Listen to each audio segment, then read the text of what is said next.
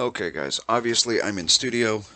You may end up, just fair warning, you may end up hearing the dogs. You may end up hearing Sweet in the background. Roommates are gone today, both at work, so we're going to try to get one out for you. I know it's been a while. I apologize. But this, as you just saw, is Shoot or Be Shot. This is the newest game that I've been working on. It is a laser tag team first-person shooter, and some of you may have noticed there are some archways and what have you floating. We're going to get into that. Yeah, let me show you around a little bit. Okay, so rather large map. There are 4 bases: red team, purple team, blue team, green team. Standard chat is set up, and I'll give you an example here in a little bit. Standard chat is set up with dual tabs, general chat, and then team only chat. And then the voice chat, I don't know if it was working yet or not. It's a little difficult to test voice chat on your own. But voice chat is ultimately going to be set up where it is team only. So if you are, for example, on red team, you're not going to hear anyone, even if they're standing right next to you, speaking on voice chat from, say, the blue team. But at the same time, they're not going to hear you either. It's only your teammates that are going to be able to hear you on voice chat. It also rolls off at a certain distance. If you look, like the red base right here is roughly 60 studs long. It starts rolling off about halfway, so 30 studs, and fully rolls off after roughly 2 of these sheds. So you're looking at about 120. I think I have it currently set to 130 studs away. You won't be able to hear them. But if you can visualize, we'll actually zoom in a little bit here. So I will place my avatar in here so you can see that. Let's go to avatar. We're going to do avatar setup. No, we're not. We're going to rig builder. Sorry. Okay, my avatar. So I'm going to grab this guy and I'm going to put him down here.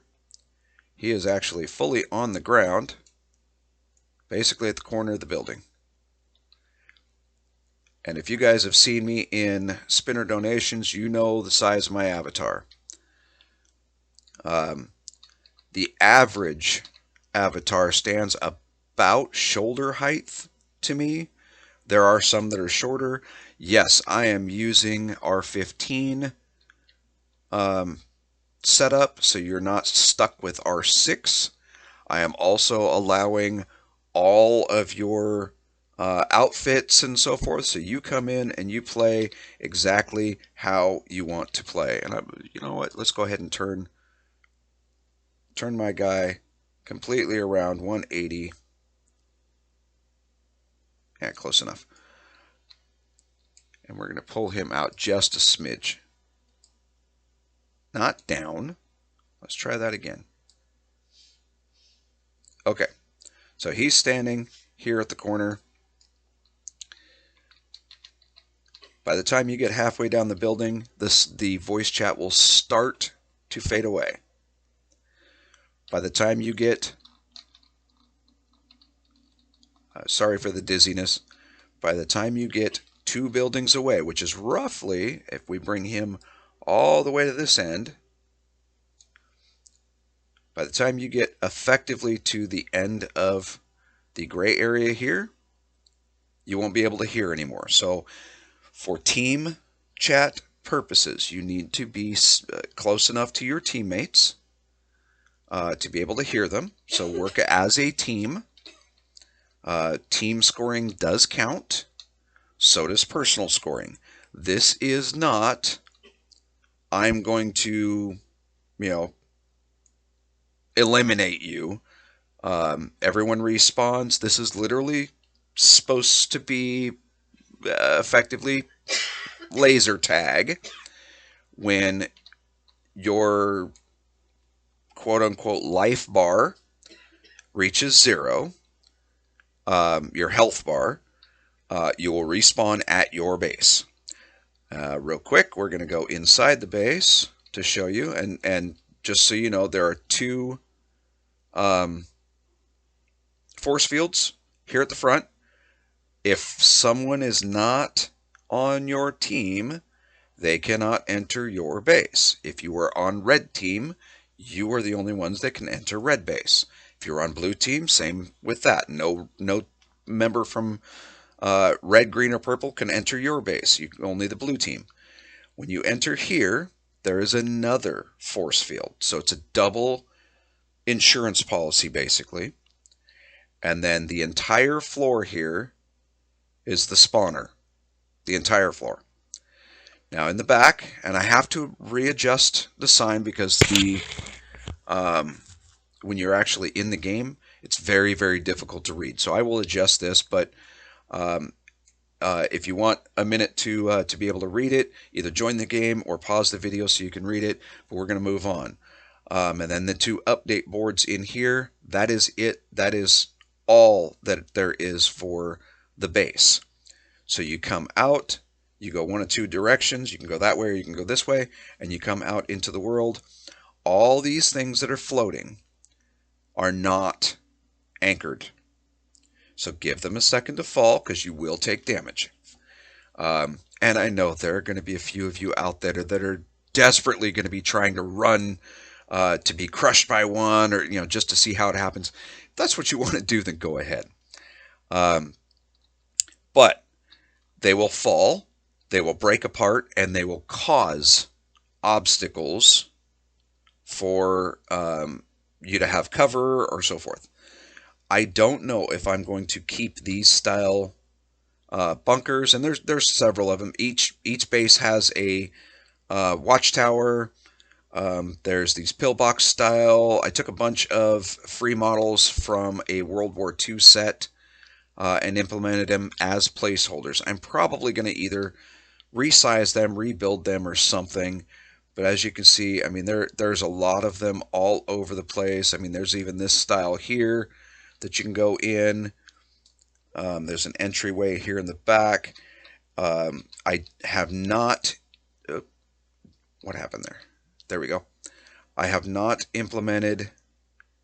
and you can shoot out the windows and so forth. Not shoot them out, but you can shoot through these openings. But I have not implemented sprinting or crouching just yet. That is on my list. So be forewarned. There is no crouching just yet. And I know a lot of you first-person shooters love your crouch. You love your sprints. Buildings like this one here, as you can see, are not fully... I don't know if you guys can see that or not, but they're not fully on the ground yet. So use caution. Yes, the game is published, so you can come in and play. The leaderboards are not in place yet, but I'm working on that. And then each area also has an underground. So watch for these ones that are just like this, these domes. They're in each of the four corners as well as a few different spots in the center. So actually, let me show you that real quick. Like this one here that we're moving towards is one of the entryways to the center of the underground map. There's another one right there. There's another one right there. And then there's one right over here on top of this mountain, or kind of on top of the mountain. And they lead... Oh, sorry. I don't mean to keep spinning the camera, so if it's making you dizzy, I apologize. That's not my intent, but there's an entire underground labyrinth as well. At some point, I will also be adding... I don't know if it'll be scaffolding or bridges or whatnot, but more like another layer on top of this one that's wide open for you to run across and take pot shots and so forth. But let's get into the underground area. I'll show you here one uh, through the center. So there's a long tunnel that leads down, and my camera moves at a very fast pace. So if tunnel moving and so forth in this video is something else that's nauseating or what have you, then please slow the video down so you don't get that tunnel vision. Right now I have global shadows turned off. Actually, we'll stop highlighting that. But as you can see, this is the center room of the underground. Many entrances, many different heights. We're going to actually go through the ceiling here to show you what everything looks like. So there are tons of tunnels and rooms and ramps. The entire underground area covers the entire above ground map. There's ways to different areas. Each, for example, the red area over here in this corner is not necessarily belonging to the red team, but I thought it would be a way to incorporate the team colors as well.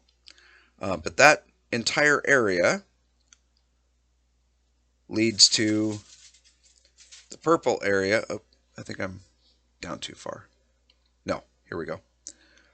So there's purple lights, and that leads to this area here. That's the ramp from the purple coming down. Purple leads to blue, blue leads to green, green leads to red on an entire outer run.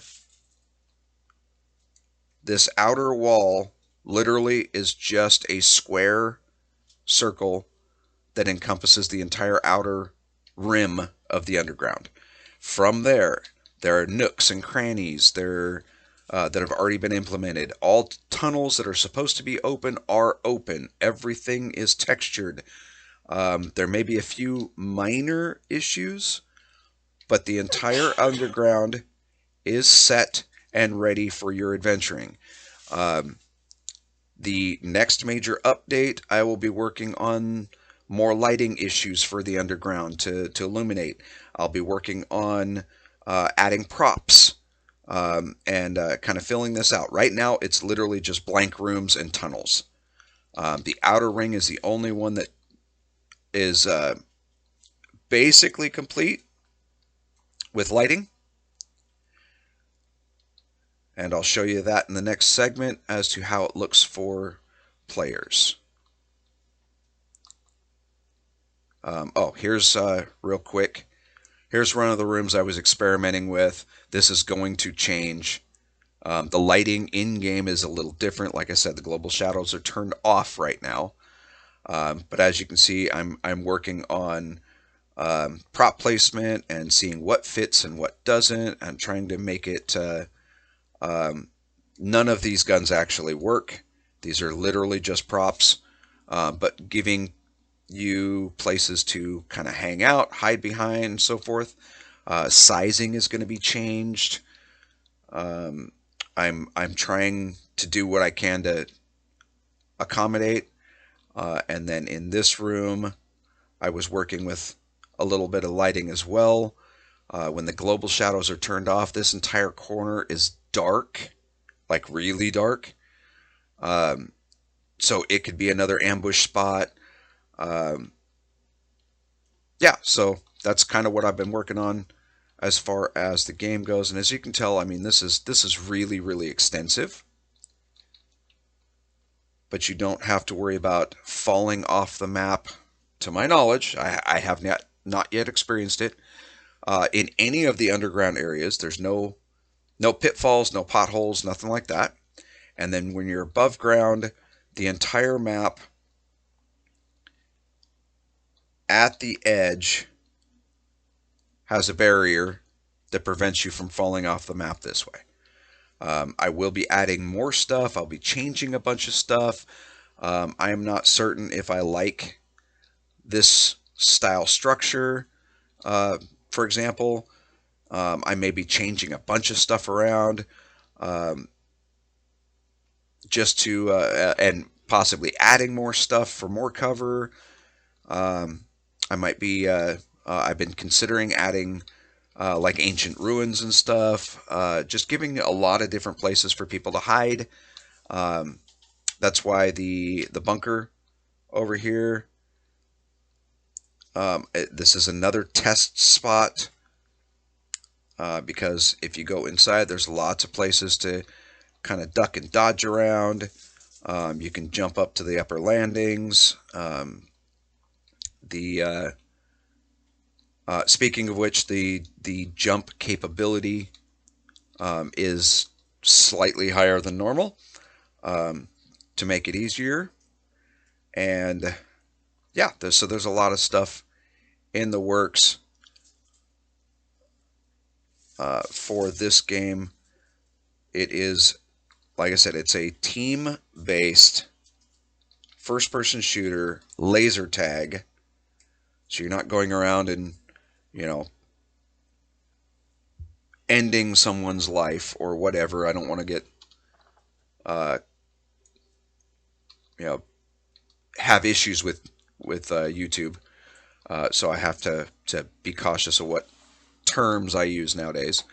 Um, but it's supposed to be a laser tag game. If any of you have ever gone to a laser tag facility, you're not actually ending anyone's life. You're just shooting their little, sensors.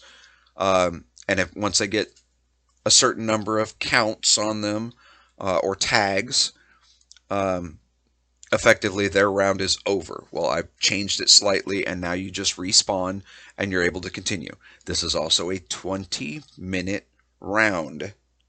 So you've got plenty of time to explore and check stuff out, see how many tags you can rack up, and so forth. Also, if your team scores 500 tags in a round, your team has essentially won that round. And the entire round will start over.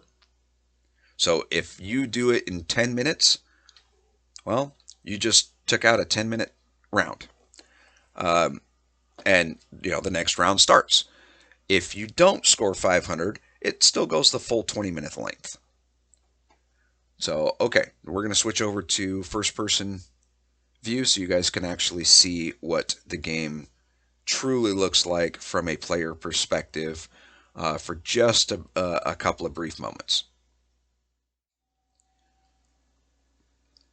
Okay, guys, so here is the green team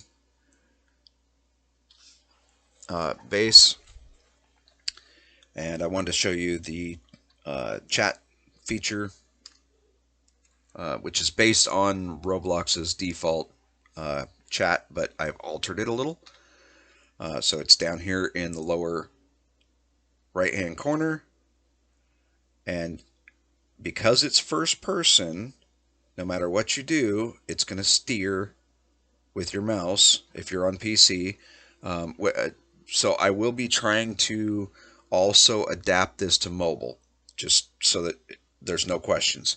I will try to adapt it to mobile the best I can, and hopefully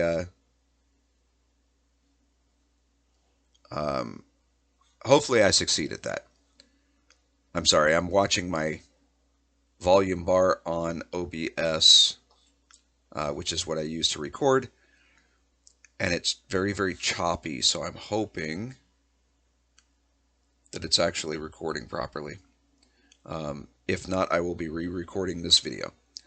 So, on PC, to open your chat, you have to hit the slash.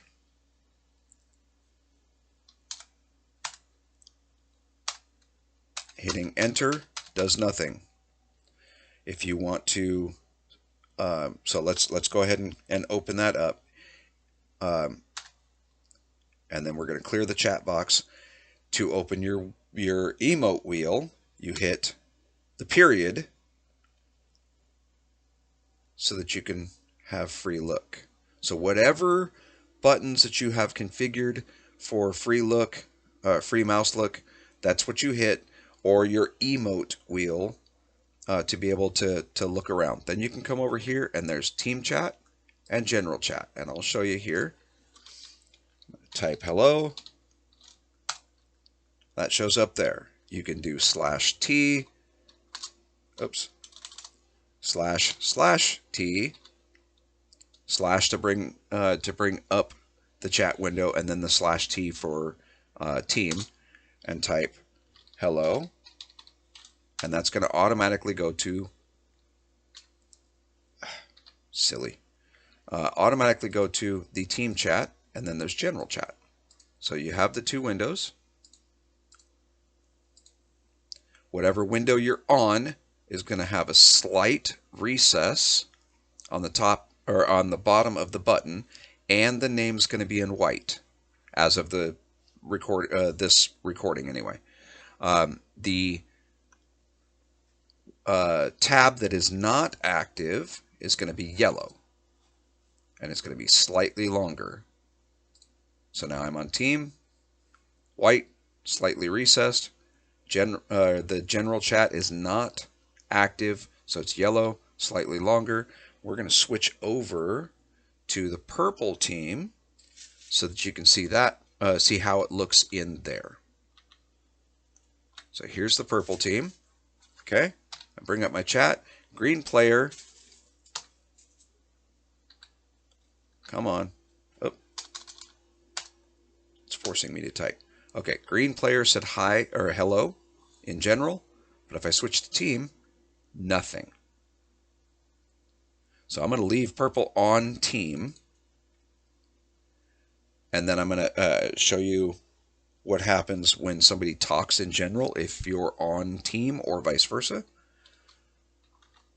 So we're going to go back to green team. Okay, green team is on team. We're going to switch to general. Are you there? Then we'll switch back to purple. And you can see there's a little white dot indicating new chat in the general tab. You click it, now you got all the messages. If you switch back to team, it's only your team. But like I said, I'm going to try to simplify this for mobile as well, but this is primarily designed as a PC game for first-person shooter, not having anything against the mobile community, but we are definitely going to be working towards making it compatible in every aspect for mobile as well.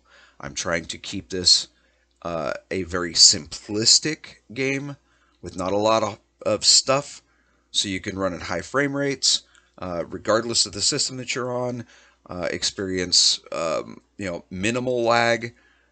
Hopefully this works out pretty well. Currently it's set up to, I believe, 8 players per team, but I am going to be upping that to 10 players per team. And then if you see up here, this tells you how many scores each team has, as well as a sidebar here too. So let's turn so you can see that a little better. We'll put that kind of in the, actually let's just go ahead and go outside.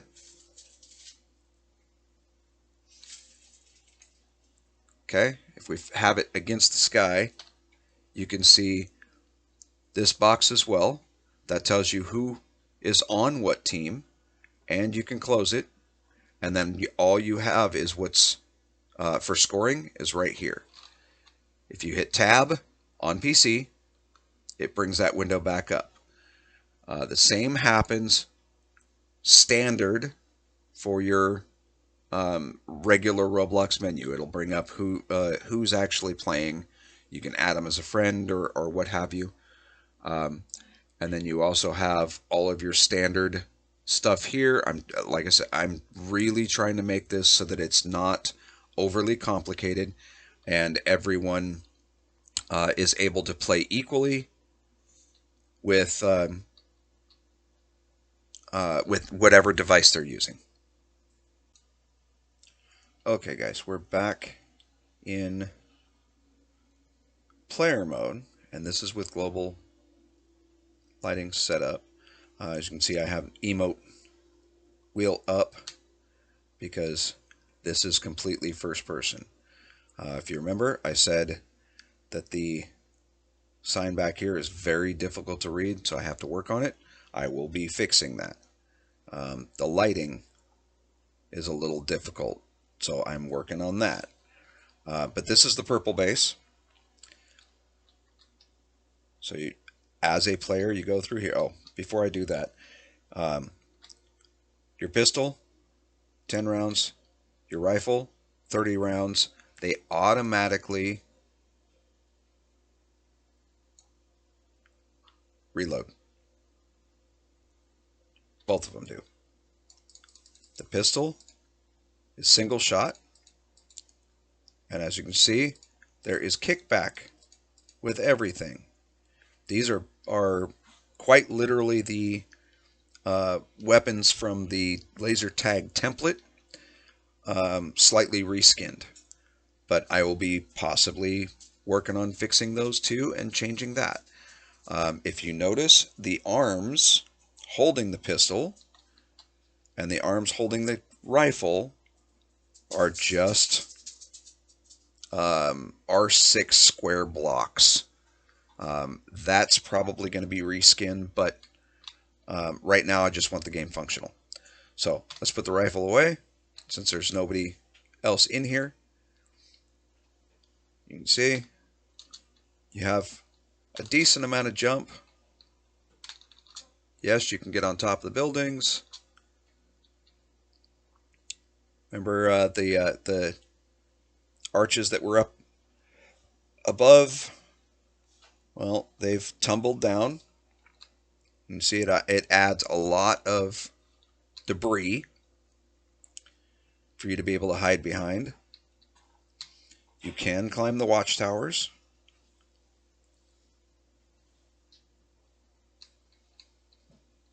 If you're careful enough. And mostly what I'm using right now is free models. And then you can also jump off the watchtowers. Okay, there's the red base. There's the purple base. So if you come over here, you can see that you can see a fair distance, which means you can see people running out and everything as well. I guess some of that depends on your graphics settings, but the way the game is default set up, that is how it's designed. So you notice the global shadows are on, so it's a little darker. Let's go down this red tunnel. And this is effectively what you're going to see when you're going through the game. So lighting is very, there's a lot of shadows and hiding spots. The entrance tunnels or exit tunnels lead directly to the outer ring. So when you come to, if you're coming down this tunnel, okay, you're chasing someone, whatever, you're trying to escape, and you see the triple light setup, you can run down here into this room, and all of the color exit rooms are set up the exact same. There's a pathway up top, which you can get to this way. You can jump up there. There's also tunnels that lead that direction. And then this leads to the surface, as you can see. So you go down this way, and you can run out into the outer tunnel system.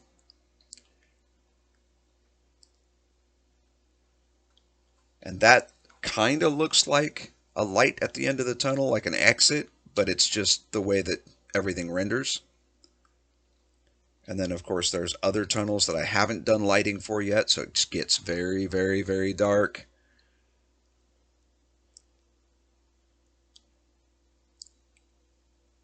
You come in here, there's another light. Not sure why this one's here specifically. I don't recall why I put it there, but this is another little nook that you can get in.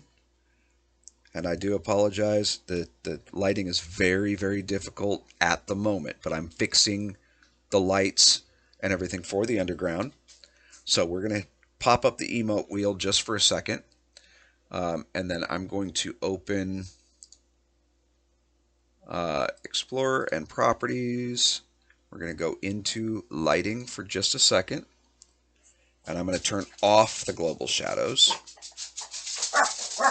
We're going to pull these back off. Sorry, the dogs are going off again.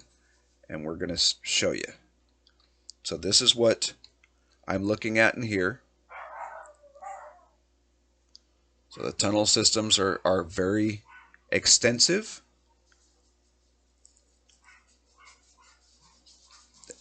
Long distances, but there are a lot of rooms too. Okay? So we'll go back out. Oh, not that way. See, even I still get lost. And usually if you follow a tunnel, a long tunnel, far enough, one of the straight tunnels, you get to the outer ring. Now, I couldn't tell you exactly which direction's which, because the red wraps around the corner, so does the purple, so does the green. So you got to take your chances at which direction you want to try going to be able to get out. I'm going this way. Oh, there's my exit. And it's just, by chance.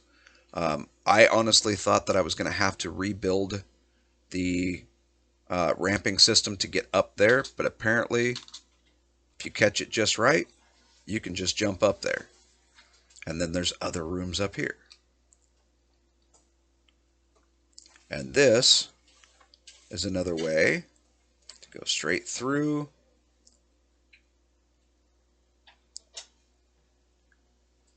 And you can go all the way over here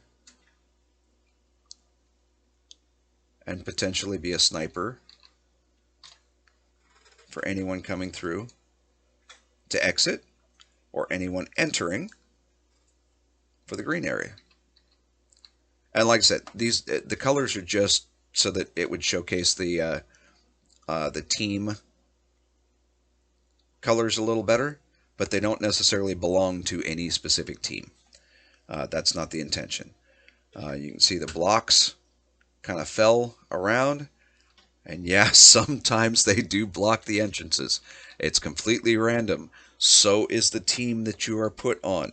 When you join the game, it is completely random as to which team you join. Like you can see, this is definitely wonky here. That is totally not sitting right.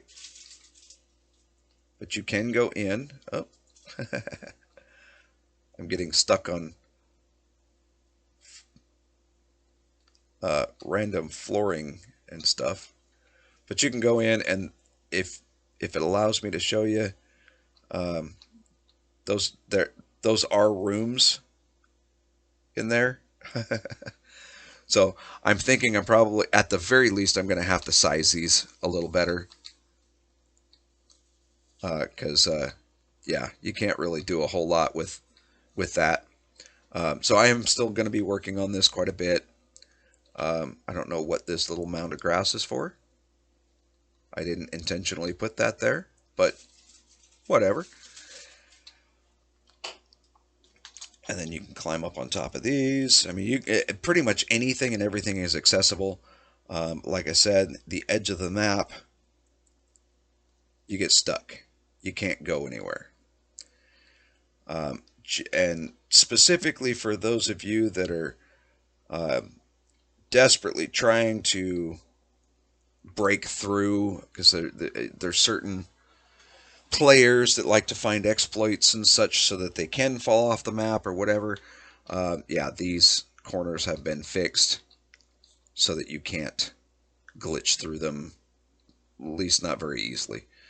I'm not going to say you can't do anything specifically because there's always somebody out there that's going to try and try and try until they can succeed. Um, my intention is not to encourage anyone to exploit the game or be malicious in any way. It's literally built for fun, um, just to, for bragging rights and just for you to be able to kind of hang out and, um, have some fun without worrying about, 700,000 Roebuck game passes or, whatever. Um, just come in, play the game, have fun, and enjoy yourself. That's the entire purpose of this game. Thanks for watching, guys. Hope to see you in the next one. Hopefully, it won't be so long before I post another one, but I'll try to keep you updated with this as well as what used to be called real donations and is now, well, I'm going to call it spinner donations because I don't do the whole, you know, extra W talk.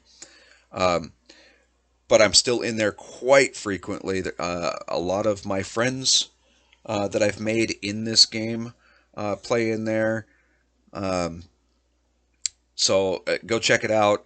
Um, Jovi is the creator of that one. She is an awesome individual.